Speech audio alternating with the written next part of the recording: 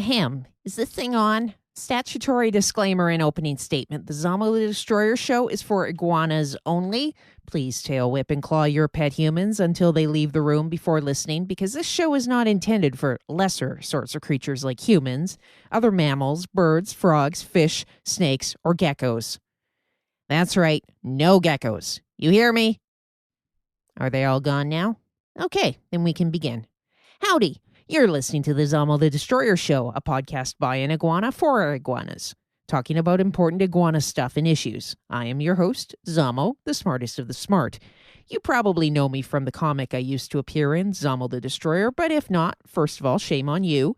And second of all, you can catch yourself up at ZamoTheDestroyer.com. I decided to get in on this podcast racket because I hear there's a lot of cash involved somehow. And I could use my own cash to bypass my pet monkey's treat rationing crapola. Also because the monkey who used to draw my comic is friggin' lazy and stopped drawing it in 2009 because she supposedly got busy or something. I don't believe her myself. I think she was just busy chasing male monkey tails and making dumb music. So I'm taking things into my own little hands. Let's see here. It's Thanksgiving here in Canada, where I have the misfortune to reside. And here in Vancouver, the pissing rains have begun. As I said at the last meeting of the International Iguanas Union, we kind of have ourselves to blame. Not much, but in part. I knew we were asking for trouble in giving Al Gore his Oscar and Nobel Peace Prize just for promising us there'd be no more winter. We should have waited until after he followed through and kept his promises, because unfortunately, once he got his goodies, that was it. He wasn't going to do nothing else. And now we have other monkeys saying that, maybe there won't be any global warming after all. I don't need to tell you how disastrous this is going to be for our plans to further our invasion into North America and boot the humans out. Sure, we've made tremendous inroads into Florida, and that's nice and all, but no one pays much attention to Florida. Other than at election time, and when the humans get high and eat each other's faces off, I suppose we pay a little bit of attention. So we need to move further north in order to have any influence. And there's the ongoing issues with how our enemies, the snakes, are also taking over Florida. I mean, I had 347 of my cousins eaten by snakes last year alone, just in the Florida Everglades. And long term, that's going to be a real problem if we can't get our numbers up. Even if the global warming does come. Things were looking up for a little while. Well, the Hummers were cool with the people, but now they're all about the hybrids and the so-called smart cars. This is not optimal. So, what to do? Well, clearly we need to get the monkeys buying Hummers again. All of them. Everyone get out your subliminal message-making kits. I don't think we need to go too overboard here. If you have a girl monkey, you need a script telling her that she finds men who drive Hummers to be very sexy, and that the other broads will think she's all that really cool if they see her driving one. If you have a male monkey, apparently they all worry about the size of their nether regions, so you tell them that chicks will think they have the right size, whatever it is the male monkeys are supposed to have, if they drive a Hummer. You make it an endless loop, and you put it in the stereo while they're asleep. Not too loud, or they'll wake up and just turn it off, and then the messaging won't sink in. Wait, what's that, Hoppy? I told you not to interrupt me when I'm working, you stupid frog. They don't make Hummers anymore? Crap. Okay, slight change of plans, Iguana. Hoppy, get out of here. This isn't for bullfrogs to hear. Go on, get out.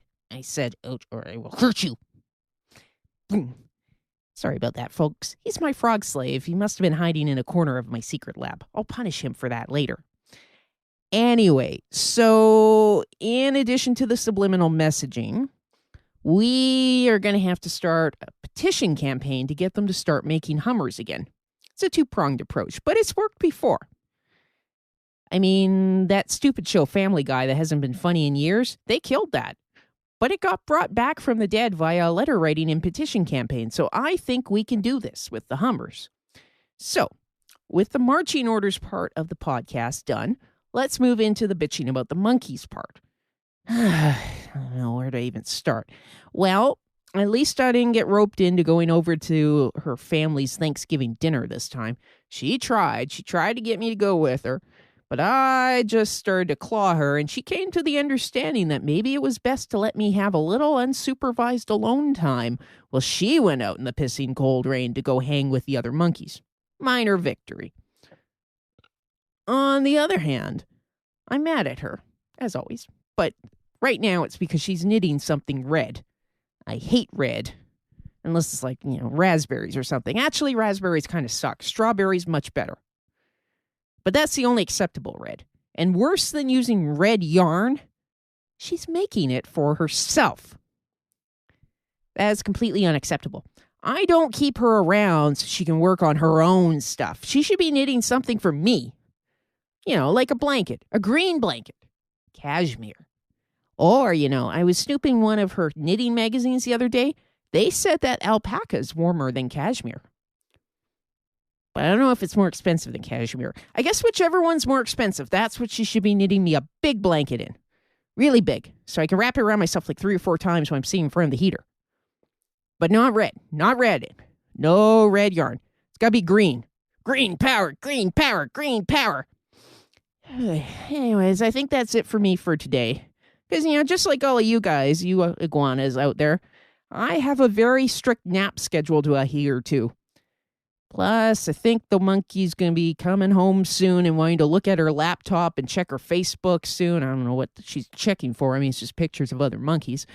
And, right now it's pictures of the food the monkeys were eating and, all the monkey chow that they were just chewing on. And they all eat the same thing on Thanksgiving, I'm pretty sure. Anyways, she's going to see it and click like, because she's a stupid monkey. Anyway, so I got to wrap it up. That way, when she comes home, she thinks I've just been sleeping in front of the baseboard heater all afternoon and evening. So, that's it for this week's show. Talk at you again next week. Probably let's do this on Sunday. Sunday's better than Monday. Sunday's good. I mean, it has the word sun right in the name. Anyways, so don't forget to subscribe on iTunes. Just search for Zamo the Destroyer. ZAMO, of course, but you all already know that. Or, if your pet monkey snoops your iTunes, we don't want the monkeys listening to this show and finding out what we're up to. So, in that case, you just go to my website, Zamo the Destroyer, and you can grab individual episodes there or stream it or whatever. Plus, of course, you can catch up on the comics if you're one of those horrible, horrible individuals who hasn't already been watching my comic. So, that's it. Crap, I hear the car coming. Bye. Talk at you again on Sunday.